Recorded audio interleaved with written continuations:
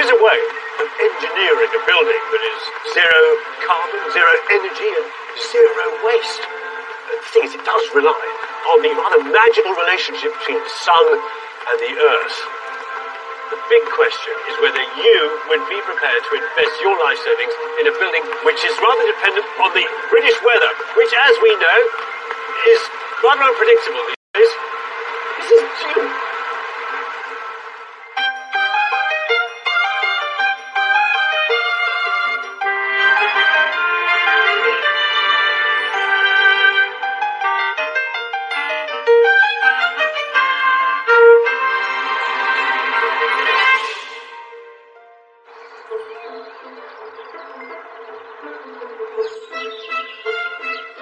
This charming 17th century cottage in Buckinghamshire's Greenbelt has for generations been in the family of Andrew, an energy consultant. He lives here with his wife, Margaretta, a former midwife, and their kids, Jasper and Imogen. Would someone pass me a salad, please? Oh, thanks very much. While Margaretta homeschools the kids, Andrew runs a company that helps his clients make their homes and offices greener. So, can you see that? That is spewing out heat there, out of that vent, which is completely needless, basically. Andrew, saving energy and recycling everything possible is more than just a job. It fuels his life. Andrew is an eco-warrior. It affects everything. I am less so. I try to consume as little as possible. This watering can, I've had all my life, and it's perfectly good.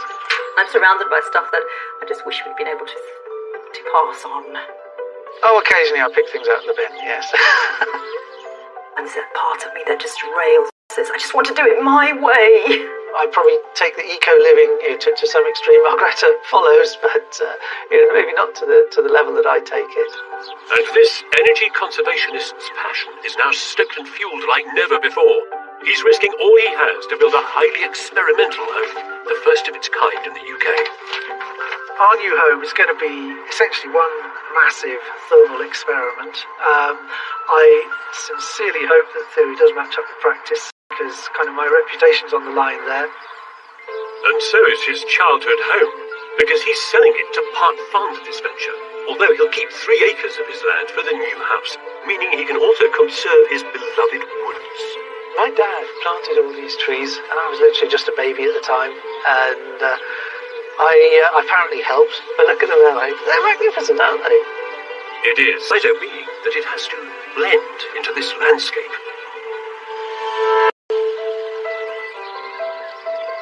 You didn't have to pay for this site, did you? No. I mean, you inherited the house. Hugely blessed in that regard, yes. Yeah. What a beautiful place. It's not going to clearly be a Tiggy Winkle Beans cottage. It's not going to be that. It's going to be the complete opposite of the cottage. It's the antithesis of the cottage. No wobbly beams, no wonky walls. Yeah. So what are you building here? Essentially, it's a earth-sheltered house, but with a difference. It's a self-heating house. What we're doing is gathering the sunlight in through the big glazing, transferring that heat through an underfloor transfer mechanism into the earth banks. And these earth banks will store the heat from summertime to wintertime. Right, so you're sort of using the earth bank, really, as a sort of as a battery. Yeah. I love that. You know, people talk about, is the future lead acid? No, it's not. Is it lithium ion? Is it rare metal earth? Batteries? No, it's just soil. It will take 2 years to heat up. 2 years we will have to wear fleeces inside. Yeah. Wow, so you won't know until 2 years after you built it whether it's truly performing. Well, we're going to put a lot of instrumentation out there in the soil to measure the performance. Yeah. Andrew's outlandish idea, realised with the help of an architect, begins a stone's throw from their cottage. Here they'll cut the turf and keep it to one side for a living roof and move some trees. Andrew will then dig a hole 19 by 19 metres, keeping the soil, and then pour a reinforced concrete slab straight onto the earth. For speed and cost, he'll use prefabricated concrete panels for the walls, for a central atrium, and for the roof. All this concrete will be damp-proofed, but not insulated. Instead, tons of earth placed around and over the building will get insulated, with sheets of polystyrene extending 5 metres out over the surrounding land to form a blanketed bubble of heat-retaining soil around the house. Andrew will then replant his rescued grass and make the home watertight. For Margareta, the beauty of the building perhaps takes precedent over its function. She wants a sleek interior with some new furniture. A contemporary home, not a science lab, thanks. And she wants it light, too. So at the building's core will sit an atrium, illuminating the earth-sheltered rooms with 16 windows. There'll be 2 bedrooms for the kids behind their parents' room. And at the back, where it's darker, cozier rooms like the den, study and guest bedroom. Outside, red cedar cladding makes a nod to the woodland setting. So how does it work? Well, the Earth functions as a storage battery. The house is the collector, sucking summer heat through its large windows into its walls and floors, and through an underfloor system of pipe it acts backwards. The heat needed will move from the Earth, through the concrete, and back into the house. It has to work, because there'll be no radiators here, and because Andrew's family happiness and his livelihood depend on it. There are reputational issues here. You've got to provide something for your family, Yes. but also demonstrate your customers in your business that you can do this, it's going to work. My neck is on the line, so yes. And how much is it all going to cost? We're allowing for 300,000. So that's quite an aggressively small amount of money. Yes. Yes. Indeed. Andrew's the optimist, aren't you? Yeah. Andrew the optimist has 200,000 in savings, and he'll borrow 100,000, repaying the debt after selling the cottage and splitting the equity with his sister. But Andrew the optimist needs to build his new home first. Despite his inexperience, he's put himself in charge. So are you project managing it? Yes, then? that's right. How long then to build this house, you reckon? I think we'll be in by next Christmas.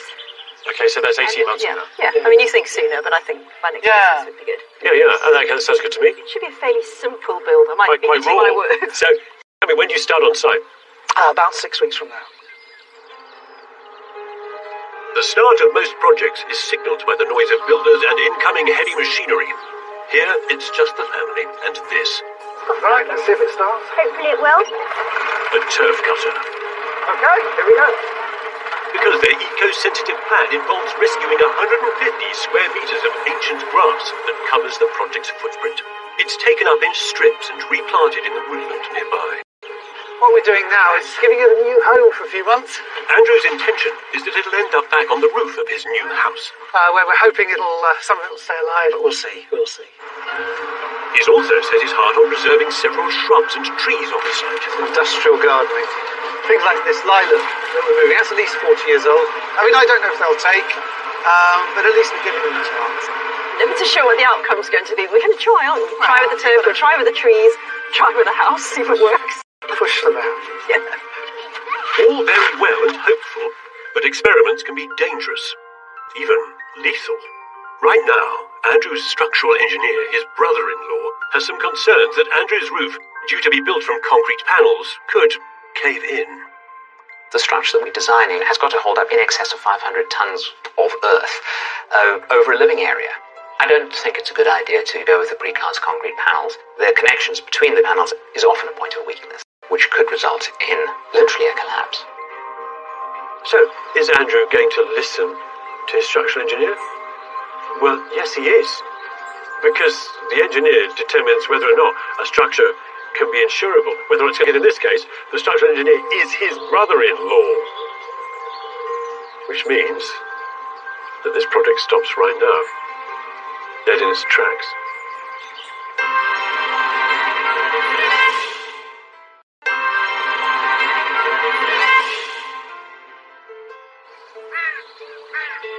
Andrew and Margareta's plans to build their radical self-heating house have been dashed for 9 months now. Andrew's lost his balance. He and his engineer have had to figure out a safer way to build. Because of the structural engineer's concerns, we've had to completely change the build system that we were going for, which blows out of the water what we were doing before. It is frustrating. You're poised to start and then you have to stop. But I would much rather stop, reconsider, get all plans sorted out before pressing the go button. His new plan is to pour the concrete on site and to make a rock-solid, seamless shell that has no weak joints. But it's going to cost £40,000 more. How much are we going to be able to get done Well, before the money runs out? The budget as it stands at the moment will get us 2/3 finished house. We either bring in more income or we compromise on finishes. Yeah. The finished beauty of the house is clearly important to Margareta. She's accelerated her plans to return to work. I've been retraining in a field of nursing that I can do slightly more independently. So I'm hopeful to be able to help support the family financially. There is quite a lot of pressure for me to get back and earning an income now. So without enough money, but a bag full of hope, Andrew and Margareta fully commit. And a year in, work begins in earnest to out the footprint of the house.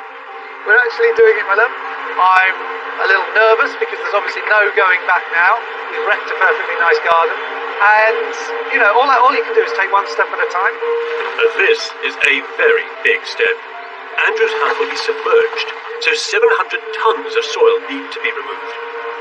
And he needs to keep it all to one side because this earth is an essential part of his central heating. Most of this is going back around the house once we've done the concrete. So we will be ending up creating sort of mini mountain range around two sides of the plot. This urge to push the boundaries of eco-sustainability is practically in his genes. His father, Professor Ian Smith, was a leading light in energy conservation in the 70s. I remember when I was about 7, Tomorrow's World actually came here to this very room and filmed these compressed straw logs that my dad was working on being burnt on our fireplace, basically making a waste product into a useful product. They're researching even greater compression of this increasingly valuable byproduct. He was always doing very interesting things, and I don't know, I just feel that what he's... It's a poignant insight as to why Andrew is moving heaven and earth, risking his career credibility to persevere with his experiment. What about here? Especially given that the scientific data accumulated at this environmental education centre indicates it might not work. This is like the hairy, rustic, primitive version of Andrew and Margareta's house. The design is actually taken from Earthships in Arizona and New Mexico in America, where the climate is slightly nicer than it is here. But the principle is exactly the same. The sun comes through the big wall of glazing at the front. And that heat, that radiation, is effectively trapped and contained in the heavy mass materials inside the building. There are a few differences. Importantly, there's not as much concrete here, and this place isn't buried under soil. This one, instead, has a sort of an embracing wall. And the embracing wall does the same thing. It, too, stores heat, directing it back into the living space. And look what it's made from. Loads of old car tyres, rammed with earth and clay and rubbish, then capped with a layer of insulation to try and keep that heat in. Look, it does self-heat to an extent, but crucially for 3 years it was monitored with probes to see if it really could heat itself solely from the sun in the UK. The answer to all this research is, in fact, no.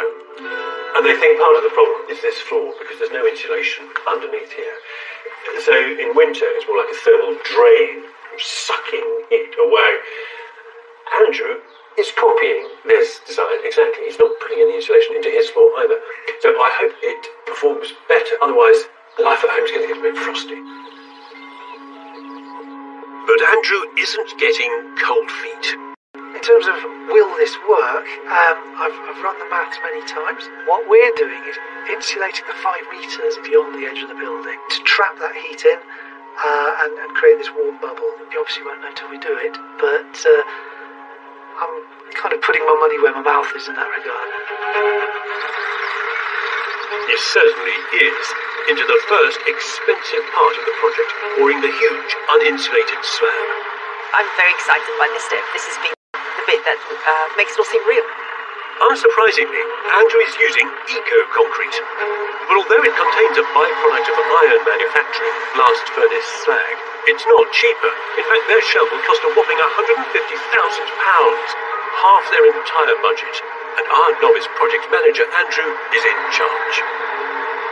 There's a lot of nerves because I've never poured concrete before. Fingers crossed. Andrew's responsible for the traffic flow of the 12 mixer trucks. Next one. Yeah, okay. He's anxious, questionably strong slab. He's also nervous about his budget. Better get to it. They'll try and do it as quickly as possible because we get charged waiting time.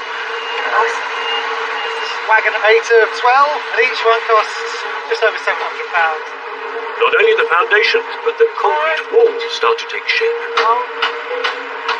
And Andrew still maintains a firm grasp on the money. I've got to keep a tight eye on the costs. No hanging around, and we're using everything most efficiently. Andrew being Andrew, he's not wasting a penny. Okay. We're actually using this as a fill in our curb on our driveway rather than buying concrete curb stones. It's a fair bit more economical. Every little gap. There we go. The walls go up without a hitch, though the roof will be tricky. So far, Andrew has excelled as project manager. I am very proud of Andrew. I was just really concerned that he was working outside of his skill set, and hats off to him. I'm humbled, really, by how he's done everything so well. But none of this matters if the science doesn't work and the concrete doesn't heat the earth around it. So Andrew's rigging it with temperature probes. So this pipe is where I'm going to insert a thermocouple probe, just so we can measure the deeper temperature under the house. I'll also be having similar probes behind the walls here to let us know how great heat battery is really up. So if I can get data that shows that this is a successful way of building energy efficiently, it's got to be a good thing.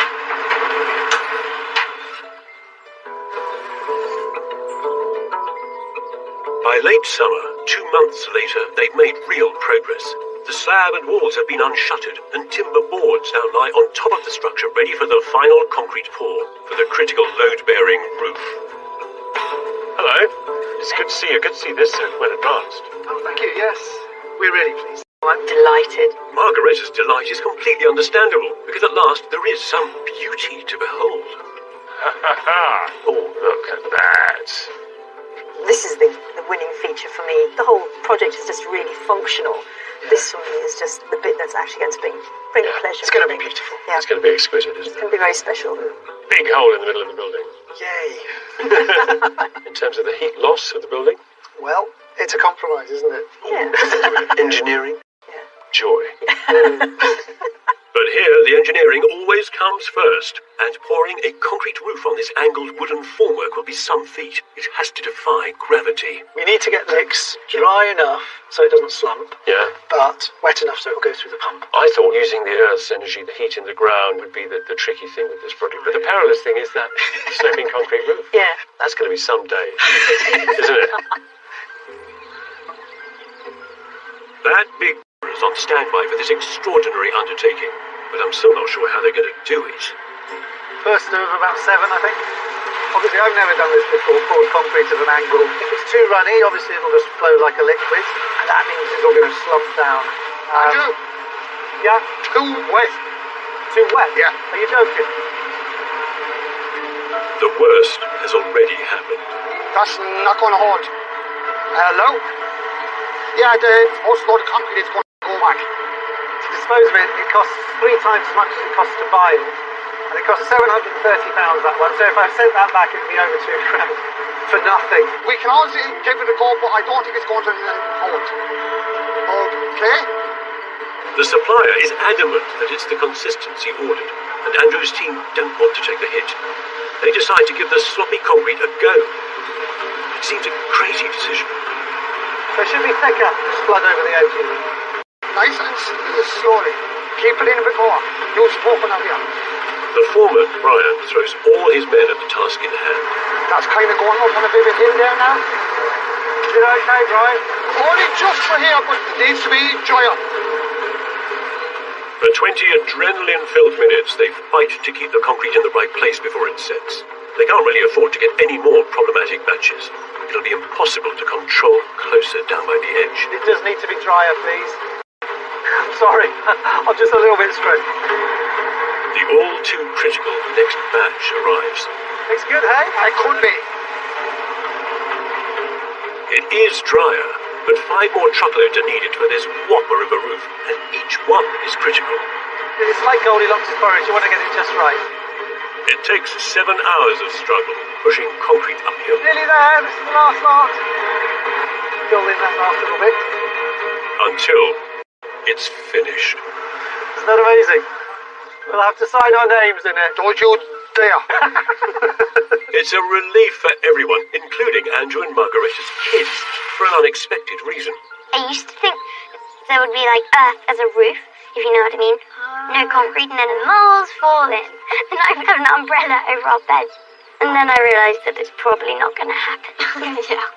Luckily. 6 weeks later, the roof has dried through. So inside, the grid of supporting props has been struck. It's quite some revelation. It's so great to see all the props down. Initially, the building seems a little bit fragile, but the space inside is just glorious. I can start to picture how the rooms are going to work. While Margaretta dreams of interiors, Andrew focuses his optimism on the next construction. So, what I'm doing here is just, we're putting the first of earth on. We've got 50 tons of earth going on this compartment of the roof. And it's a great feeling because this is the mass that will be storing the heat. And it's earth, it's free. A bit more in the top corner.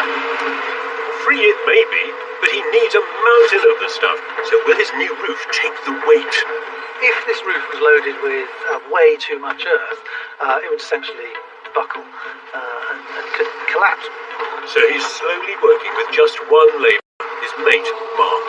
It's great to be involved, but it is a big learning curve. You know, you've got to be very, very gentle with everything. Just don't want to drop a huge, great dollop of soil. You know, there's over a ton in those buckets. Mark, when you drop it, do you think you can just get it a little low down so there's less of a sort of sudden thump, as it were? That would be good. Thank you. You've got limited view, so you've got to watch your heart whacking the building with it and demolishing it, because they can do a lot of damage, so to speak, orange things. Mark, I can feel quite vibrations in my feet, slackening off a little bit. I'm just going to go inside, check there's no ominous cracks or anything. The tiniest crack in his ceiling could become a gaping chasm in the project if it means replacing the roof. If I saw a crack like that, I'd probably cry. In fact, there's no probably. Andrew's right to be alarmed. He can't afford any mistakes. And yet, this is one big experiment with hundreds of tons still to pile on.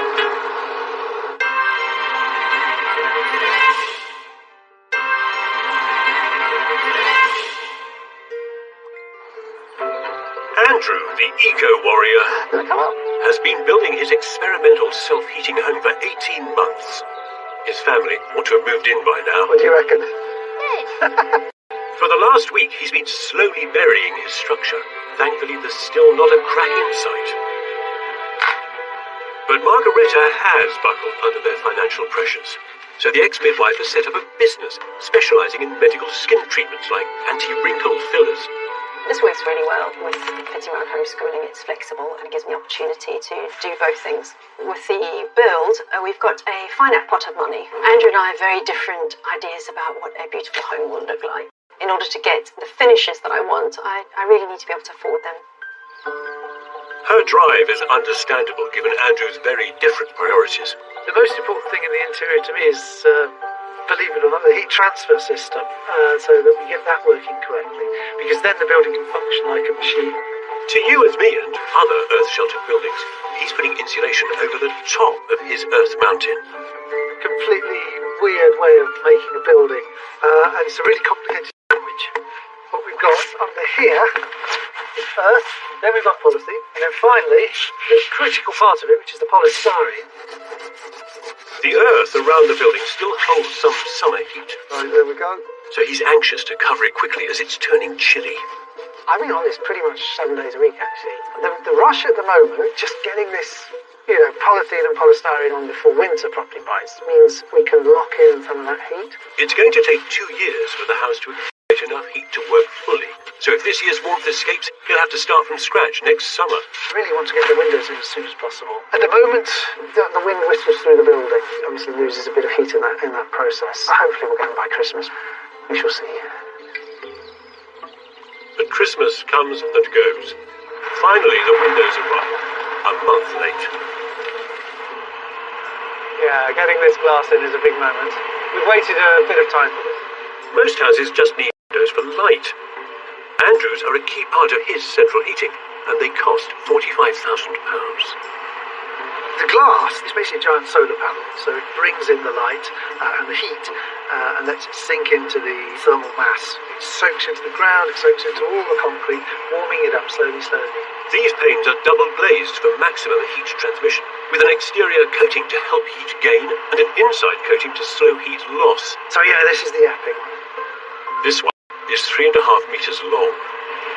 Quarter of a ton hanging around. Fitting them is a delicate operation. You don't want to be here with bad lost fan and brushes. I'm going to hold it upright like that. Now I want you to move it.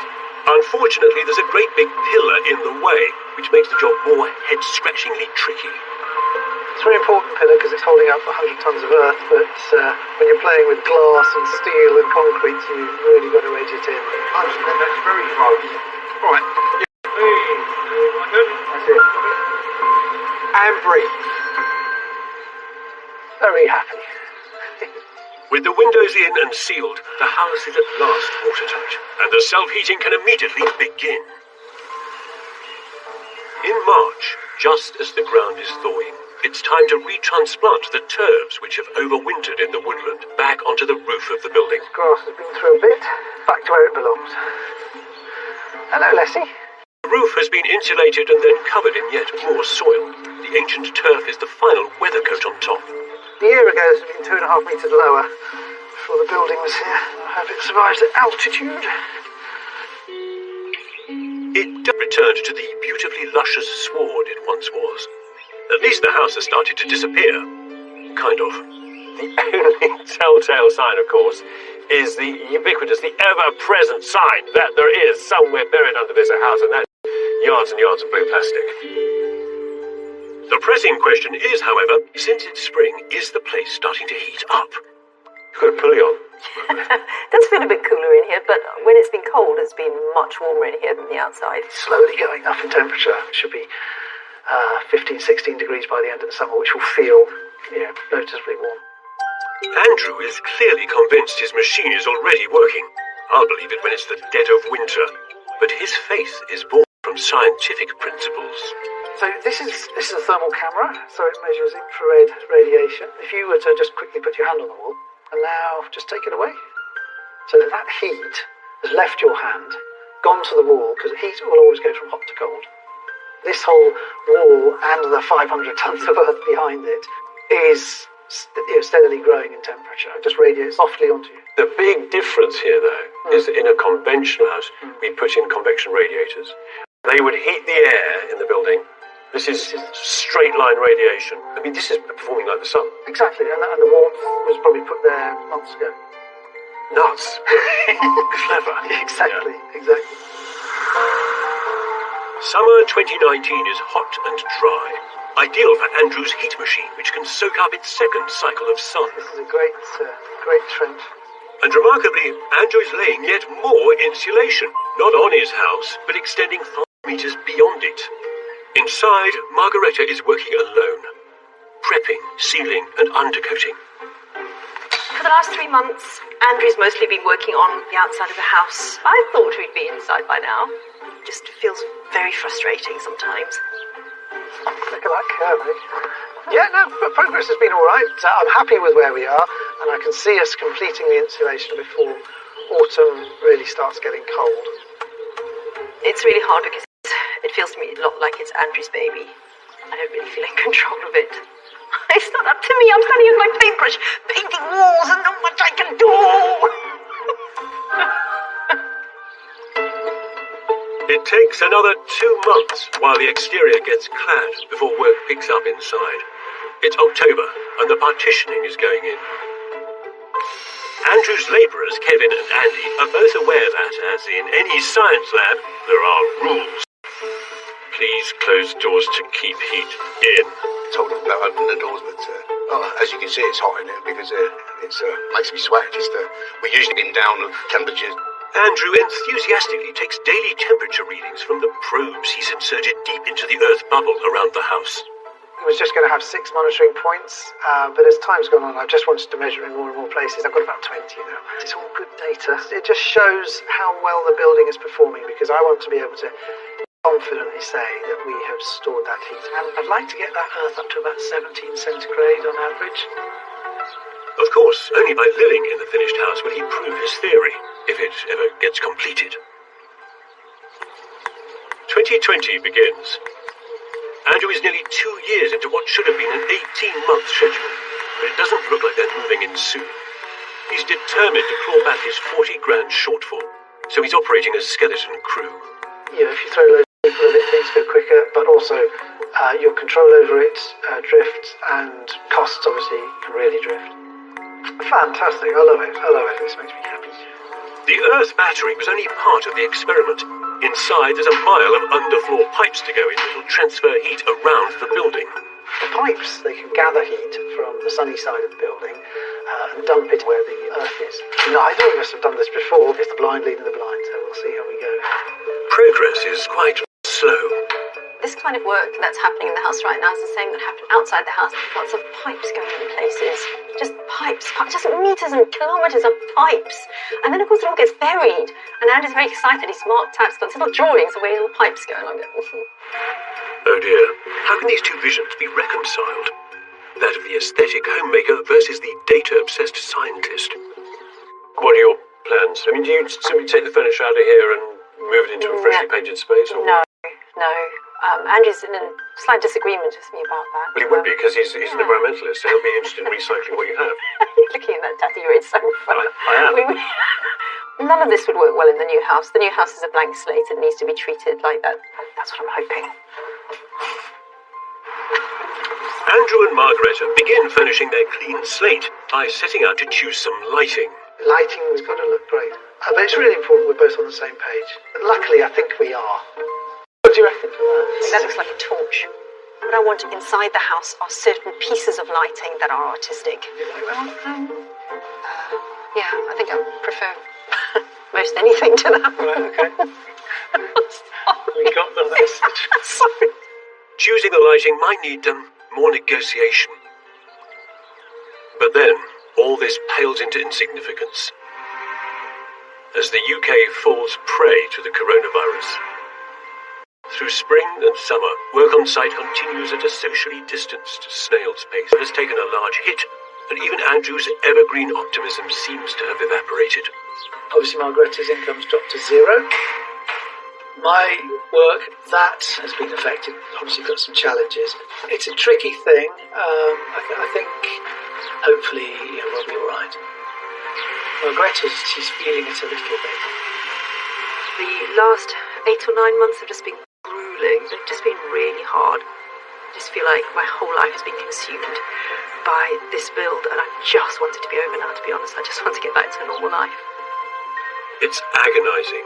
So far, the money has all been spent on an uninhabitable science experiment, and there are months of fit-out still to do. Andrew and Margareta have to somehow finish their own home.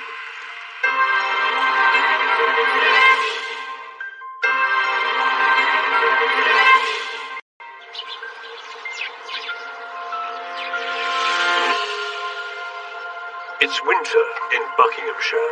In the woodland that Andrew helped his father plant all those years ago, the air is cold and icy.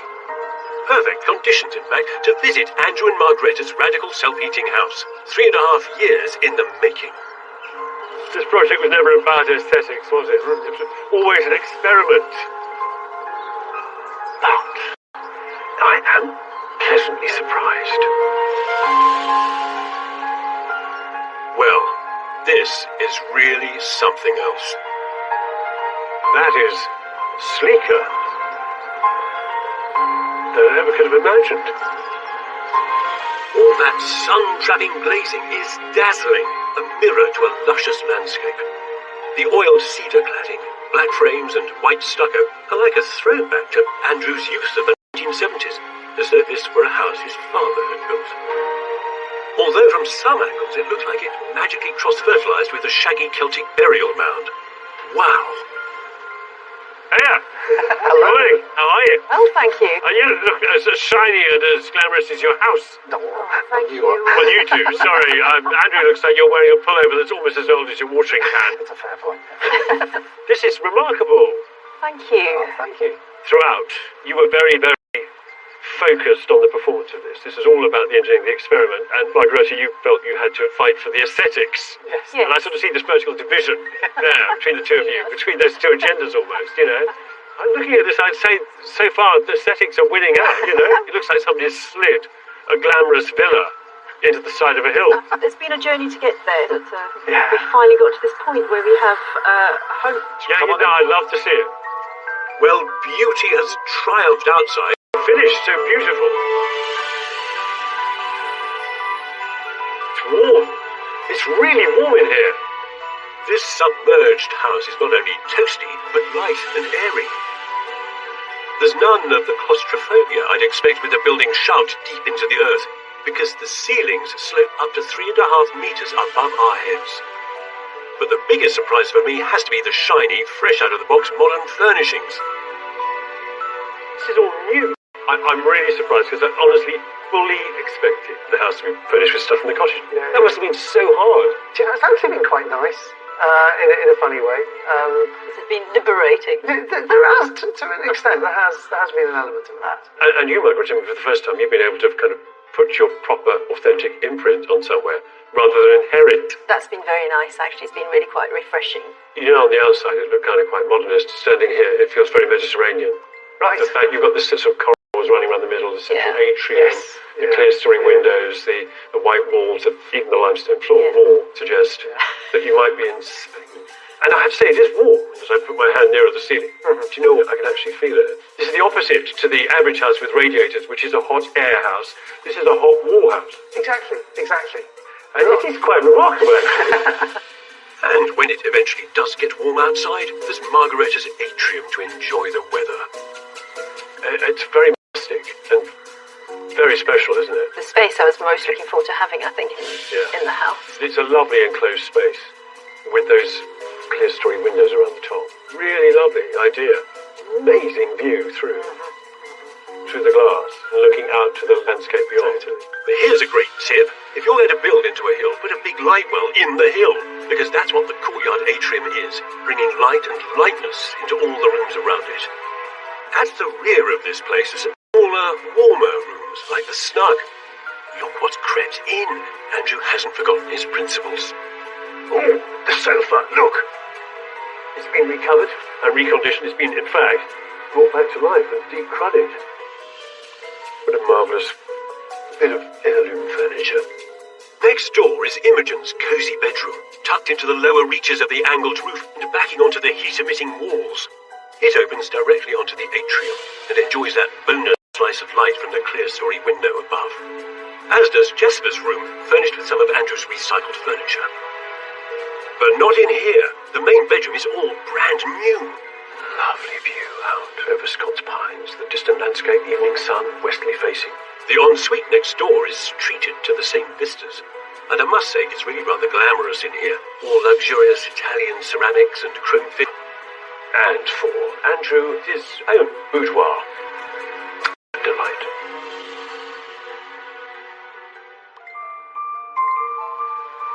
This all began as an eco-warrior's experiment based on the laws of physics. Chances are it could have turned out like a dingy bunker, but it's not. It's all elegance. It dances with sunlight. Andrew said it would take 2 years to heat, but 18 months in, is it working? The thermal images are promising. This is the exterior of Andrew's old cottage. The orange flare is heat that's leaking. His insulated new place is letting virtually none out. The contrast couldn't be more stark. And inside the new house, the heat radiating from the back walls is up to 14.5 degrees in places. And it's not just Andrew's data that's looking positive. This graph, the bar one, this is from Cranfield Institute of Technology. Yeah? That's right. That compares a normal house when you switch the heating off. What happens to Oh, it? the orange one, yeah. Yeah, and that drops to 6 degrees on a day like Yeah, today. miserable. Grey bars, that's your house. And yours stays at 13.5 all week. That is remarkable. Because we have hot air houses, they work by convection. 20 degrees or 21 degrees is what you want it at.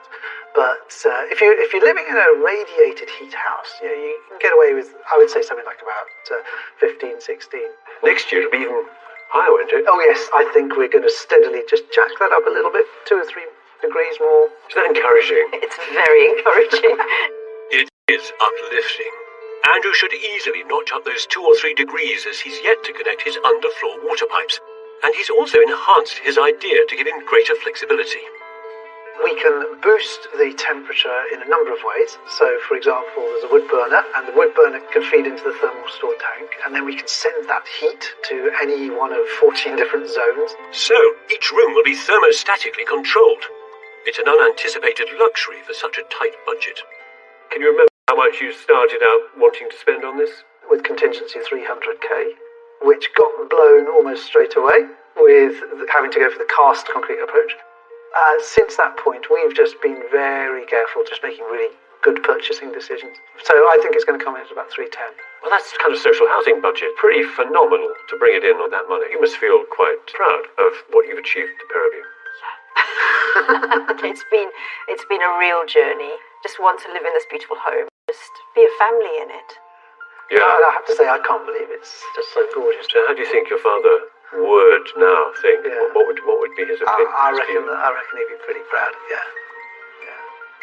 It's kind of his thing, wasn't it? He was hugely influential on me, actually. Yeah. Experiment. And like all great scientists, Andrew was prepared to risk everything he had on one big idea. Oh, and like all great scientists who like to experiment on themselves, he was prepared to experiment on his family. But that's okay, because the results are in. And the building is a huge success. And I don't just mean thermally, because thanks to Margareta, it is also a delightful home. It's full of joy. The play of light in this place is mesmerizing. And it is warm. I don't just mean in terms of temperature. I mean in terms of what it promises them for their future life together here. And for its welcome. No.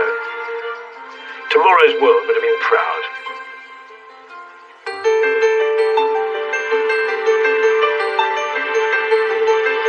It's never going to be a mill again, so we're going to convert it into a beautiful home. Never designed to be lived in, and probably a building which is going to resist being lived in. Part of the floor did collapse.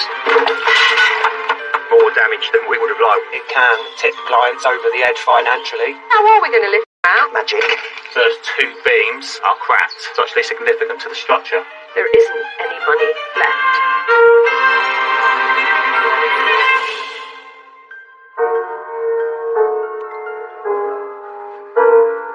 Heat won't pass from Makula to Wahana. You can try it if you like, but you're far better not. Heat is work, and work is heat, and heat is work. Heat will pass by conduction. Heat will pass by conduction. Heat will pass by convection. Heat will pass by radiation. And that's a physical law. 看直播吧，等会发。进阀了，进阀了，兄弟们，我拉你们，我拉你们。我进了。对面内讧了，兄弟们，对面内讧了，对面上单看不起他们4个，维度哥、新一代的维度哥真的吵架了，4个人给他哄上单了，上单把他们卖逼了。真的假的？真的吗？真的，4个人给他哄上单了，怪下路打了架，就怪第一把黄海杰让我把他一针就是杀穿了。 就生气了，闭麦完的。那不是我叶哥的问题啊！他们闭麦完的，没说话了，已经晦气。叶哥真不是个气了。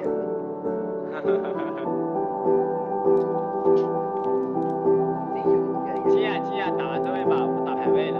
等一下，兄弟们。进阀了！啊，坏呀东西。再拉！听我说，这把死针对上路，把对面上单心态搞不他直接。直接把我上单。来呀！拉你们了！他们队伍对上单挺好的，那个先锋都放给上单吃的，还有个先锋只能放给上单吃呀。对啊，上单玩的挺舒服的，我跟你讲。你玩的不也很舒服吗，辉哥？我这把不舒服呀，感觉哥。哎，上单这个位置，上单这个位置是不是出小丑啊？不是，我这把一根红都没有吃，我打了30多分钟，我从一根红都没有吃，你不舒服，我才不舒服呀。我上路1级就半关血的，你上路1级半关，我上路1级，我从1级开始少3组野，你不舒服。对啊，所以我们这把都不舒服呀，这把我炸的，你也炸的呀。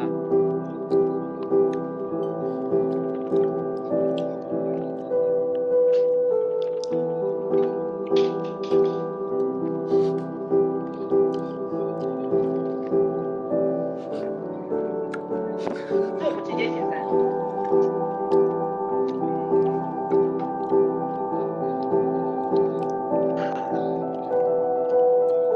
不打了，解散。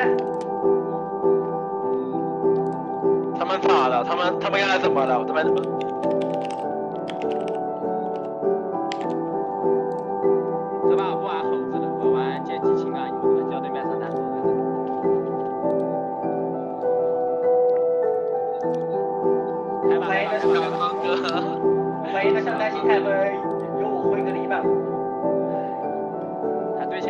他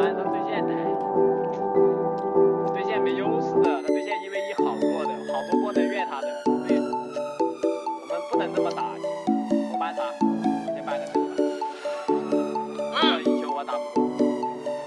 他这个对线打得很稀碎的，我跟你说，他对线会崩的，但是他一直在塔下发育。我一起开着连。发育，这一直发育起来。没什么办法，在塔下吧。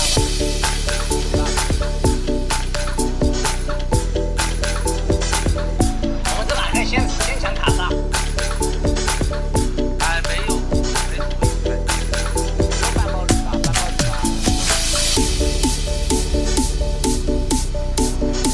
我觉得可以再搬他们上单一点。我觉得还不如把神女搬他们上来，还不如把神女搬了，真的，把神女搬了，我往里搬，神女搬了吧。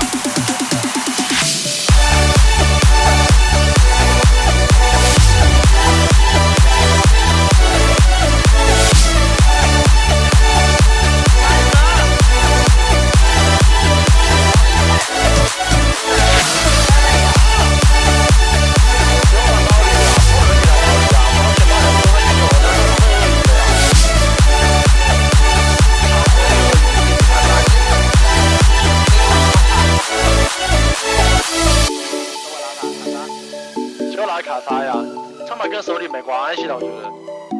我觉得跟手里有关系。我觉得就是一级的问题。他们跟手里不是给他送了几个大人头啊？他拿那么多龙魂，我们送他多少个大人头啊？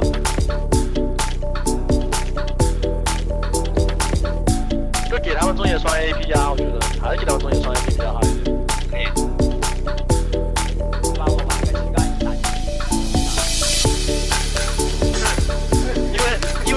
你要听我说啊，如果他们拿暴鲤、上路鳄鱼、下路日语，公又是个勇儿，什么英雄的，我们很难打的。暴鲤鳄鱼我们上路玩不了，然后下路也是个暴鲤的，这种的。我直接阿拉夫出的，阿拉夫出。不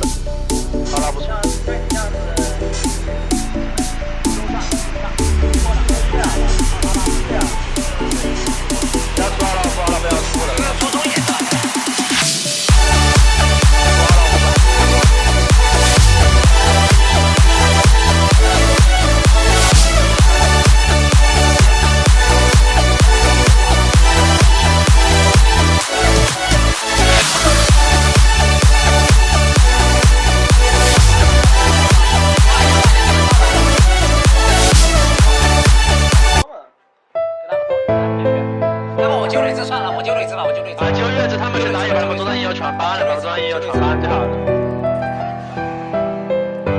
他们这下路闪金跟二旅肯定要老虎的呀。我觉得对面下路挺猛的，打不过。中了出手旅的，手旅看着别只能他也在跟你说。我知道。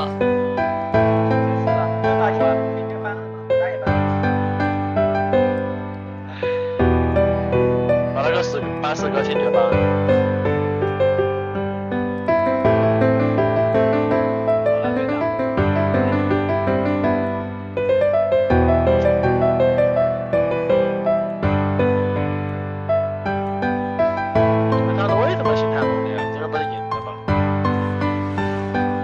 他的意思是，他来 C 都别送，听他的，都管他的。就叫他们别送，把剑击他把我搬了，搬剑击吧，搬剑击吧。剑击吧，没有其他的打剑。你先选，你先选剑击吧。我要选剑击吧，我怕选什么？他把我猴子搬了，搬剑击吧了，搬剑击吧了。我先搬切决，他搬猴子。把剑击搬了，要不然挺难的。再搬个剑击吧。剑击。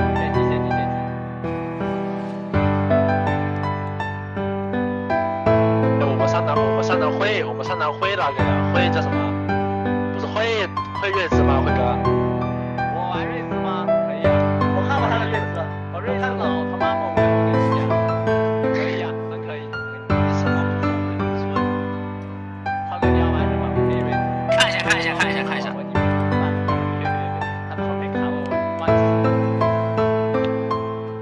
我上来看着我。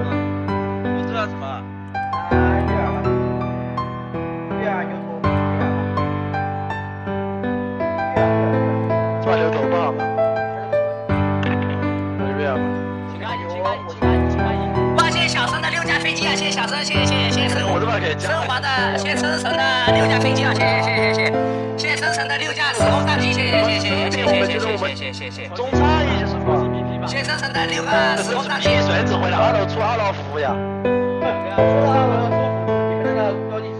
不是2楼出，不是2楼出，2楼服，我们是2楼，我跟你一起出。我当时问了一句，是不是出中野？然后我就直接出了。没有，我没有说出，我说2楼服那头出。我说的出中野。我说的出中野。对，我觉得出中野他们那边给你发完了。